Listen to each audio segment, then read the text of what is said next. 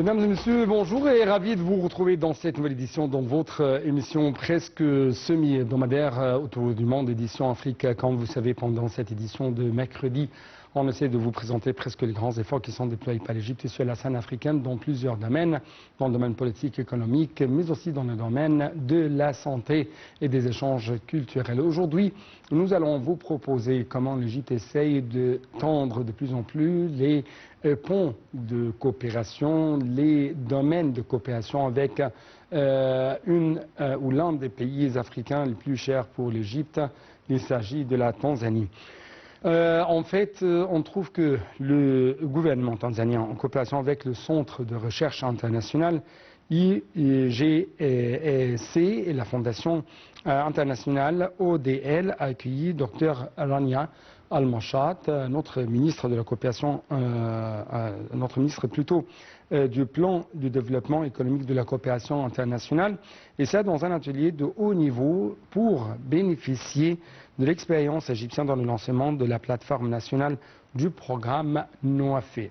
Donc les explications seront avec notre collègue Chouboussela et bien sûr ça avec la rédaction de Marwa Arafa.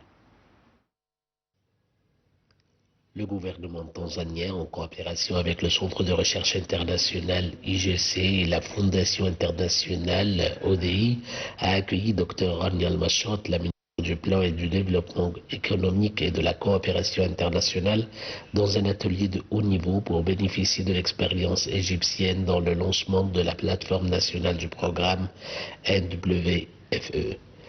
La plateforme a été lancée lors de la conférence sur le climat COP27 pour mobiliser les investissements climatiques dans les secteurs de l'eau, de l'alimentation et de l'énergie, alors que le gouvernement tanzanien a commencé à lancer une plateforme similaire à la lumière des efforts des pays africains pour faire face au changement climatique. Ce programme adopte une approche multipartite pour donner libre cours à des investissements climatiques intelligents au niveau des trois secteurs de l'eau, de la nourriture et de l'énergie. Cela s'inscrit dans le cadre de la stratégie de coopération tripartite lancée par le ministère dans le but de renforcer la coopération entre les pays du Sud pour soutenir les efforts du développement durable et l'action climatique à travers l'échange de connaissances entre pays vivant des circonstances similaires.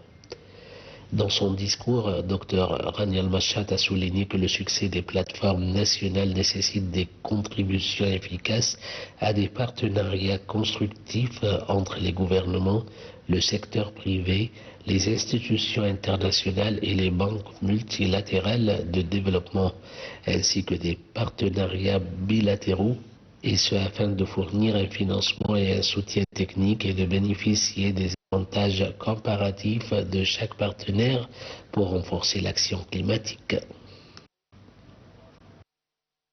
Donc, chers téléspectateurs, comme vous venez de regarder, justement, c'était l'un des liens de coopération entre l'Égypte et la Tanzanie dans le domaine de comment, bien sûr, comment apporter l'expertise égyptienne aux côtés de la Tanzanie.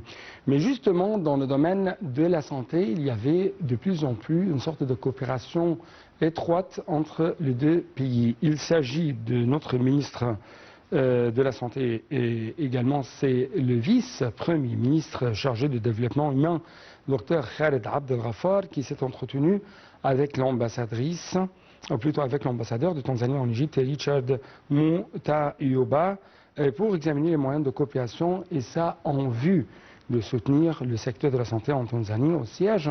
Bien sûr, cette rencontre, les activités entre les deux responsables se sont tenues au siège du ministère de la Santé et de la Population à la nouvelle ville d'Al Alamein, ici en Égypte. Et les explications dans ce commentaire. Le ministre de la Santé et vice-premier ministre chargé du développement humain, Khaled Abdel Ghaffar, a affirmé son soutien répondant aux besoins pharmaceutiques de la Tanzanie, soulignant la profondeur et l'interdépendance des relations entre les deux pays dans de nombreux domaines du secteur de la santé, notamment l'industrie pharmaceutique.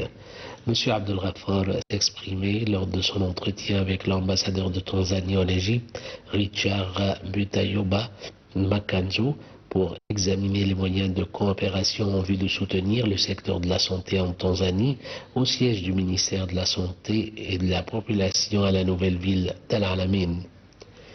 La réunion a porté sur les moyens de tirer parti de l'expérience égyptienne en matière d'élimination des hépatites B et C et de former des médecins tanzaniens aux procédures d'analyse et de détection ainsi qu'aux protocoles de traitement les plus récents, alors que l'Égypte dispose d'un système de prévention capable de lutter contre les virus de l'hépatite, ce qui permet d'économiser des millions et de soutenir la stratégie de l'État égyptien en matière de détection précoce des maladies, selon le porte-parole du ministère de la Santé et de la Population, Houssem Abdel Ghaffar. Les deux parties ont examiné les moyens d'envoyer du personnel médical égyptien en Tanzanie pour effectuer des interventions chirurgicales dans certaines spécialités urgentes, a précisé le porte-parole. C'est ainsi, chers téléspectateurs, nous arrivons à notre sujet principal à discuter pendant les prochaines minutes.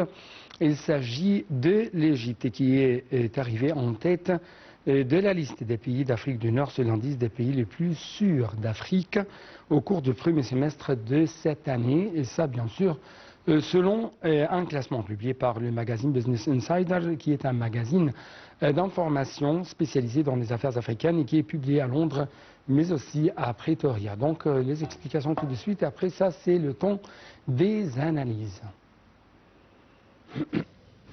L'Égypte est arrivée en tête de la liste des pays d'Afrique du Nord sur l'indice des pays les plus sûrs d'Afrique au cours du premier semestre de cette année, selon un classement publié par le magazine Business Insider, un magasin d'information spécialisé dans les affaires africaines et qui est publié à Londres et Pretoria. L'indice mesure les risques auxquels sont confrontés les individus dans les pays sur la base de 3 facteurs fondamentaux, à savoir la guerre et la paix, la sécurité personnelle, c'est-à-dire le taux de criminalité dans les pays, et le risque de catastrophes naturelles, notamment éruptions volcaniques, tremblements de terre et tsunamis. Le magazine indique que l'Égypte a des indicateurs de sécurité élevés, expliquant que la liste des pays d'Afrique du Nord comprend également la Tunisie, le Maroc et l'Algérie, qui figurent parmi les pays les plus sûrs de la région. Donc, chers téléspectateurs, nous allons tout de suite proposer une question principale sur notre invité, le général Saïd Fathi, notre expert dans le domaine de la sécurité, concernant quelles sont les raisons qui ont poussé ce magazine Business Insider de considérer l'Égypte comme le plus pays sûr au niveau africain. Pourquoi l'Égypte a occupé cette première place sur le niveau africain? C'est ce qu'on va savoir à travers les analyses et le point de vue proposé par notre expert, monsieur le général Saïd Fathi. Donc, bonjour, monsieur le général. Monsieur le général Saïd Fathi, bonjour.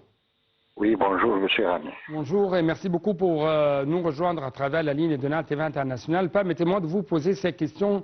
D'après votre évaluation et votre remarque, pourquoi l'Égypte a pu occuper cette place au niveau africain, la première place la plus sûre au niveau africain?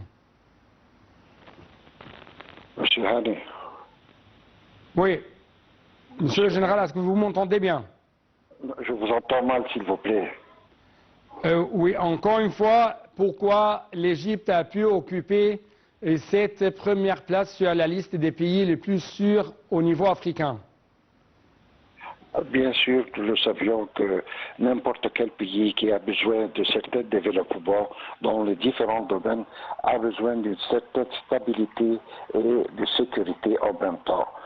n'importe quel État, quel que soit, s'il est en une bonne situation sécuritaire, ce qui permet aux différents domaines, aux différents ministères, même au peuple de bien s'arranger, de bien se réunir à faire le bien pour l'avenir de leur pays. Ouais. Ce qui mène à dire que sans la sécurité et la stabilité dans n'importe quel pays, il n'y aura aucun programme, il n'y aura aucun développement. Bien sûr, l'Égypte est parmi les grands pays, permettez-moi de dire, c'est pas même dans l'Afrique même, mais en général, dans le monde entier, est considéré parmi les grands pays qui ont une certaine sécurité. Cette sécurité, bien sûr, qui permet à un certain moyen de développement dans les différents domaines, ce qui permet à ce pays-là, bien sûr, de bien se développer et de bien former l'avenir pour le peuple même, quel que soit le peuple égyptien ou n'importe quel peuple du monde. Oui. Donc, encore une fois, à quel point vous trouvez que l'État égyptien a essayé d'utiliser de nouvelles politiques de sécurité? Ce n'est pas seulement l'intervention sécuritaire qui vient au premier lieu, mais plutôt c'est l'intervention de la politique socio-économique. C'est-à-dire, il y a toujours, si je peux dire, l'instrument de développement contre toute insécurité. Le ministère de l'Intérieur égyptien essaye d'offrir, selon l'Académie de police, des différents stages d'information pour les différents pays du monde. C'est pas, je peux vous dire et je peux vous assurer en même temps, c'est pas pour les pays africains, mais quelques pays européens aussi et différents d'autres pays dans dans le monde entier qui viennent pour participer à des stages qui se déroulent à l'Académie de police égyptienne, des différents stages d'information dans les différents domaines sécuritaires. Bien sûr, un pays pareil comme notre pays, bien sûr, qui a une très grande importance et une très grande influence dans les différents domaines sécuritaires, ce qui permet bien sûr à ces différents autres pays de profiter d'une très grande expérience dans les différents départements sécuritaires égyptiens qui peuvent offrir des différents stages à ces personnes des différents autres pays pour profiter de l'expérience ou de la grande expérience dans les différents domaines sécuritaires de notre pays.